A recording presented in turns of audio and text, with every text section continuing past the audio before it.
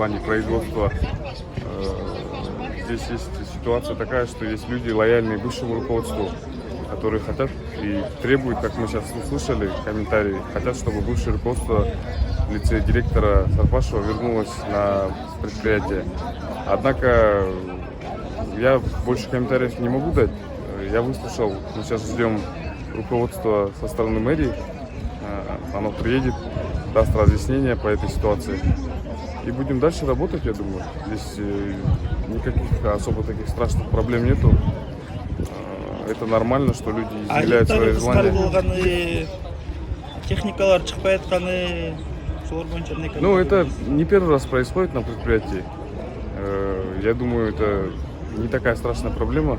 Сейчас мы выслушаем, какие проблемы есть существующие. Буга чейин канча иштедисиз? Мен 6 айдан бери иштедим. 6 айдан бери ушул көйгөйлөр барбы? Бар болчу.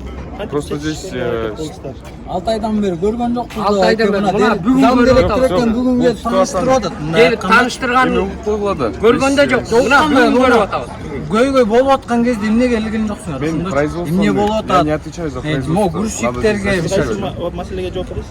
Мен с развития предприятий в стороне цифровизации отвечаю. У меня есть 3 проекта, я их веду. 3 проекта бітирип атам да. Берки замдар кайякта? Кетти алар азыр. Зам жок бизде, башка жок.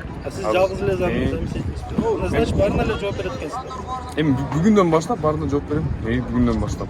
Кече кетти да, жаңы директор кече кетти да. Кече кетчинде назначение болду. Анан мен биякта эми жаш болгондон кийин какие-то моменты, может быть, упустил я со своей стороны, не отрицаю. Мне 21 год, я здесь, мен окуу бүтүп, эмне билем, ушуну кылып атам да. Жактачы. Финансовая оптимизация.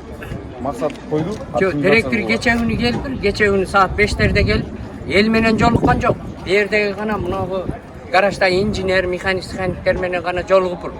Жолбозо биринчи келип, эл менен коллектив менен келип жолугуп, мен мындай болом, мен келдим, балдар мындай, ушундай болот деп бир өзүн тааныштырганга мына азыр көр директорду да эрте менен.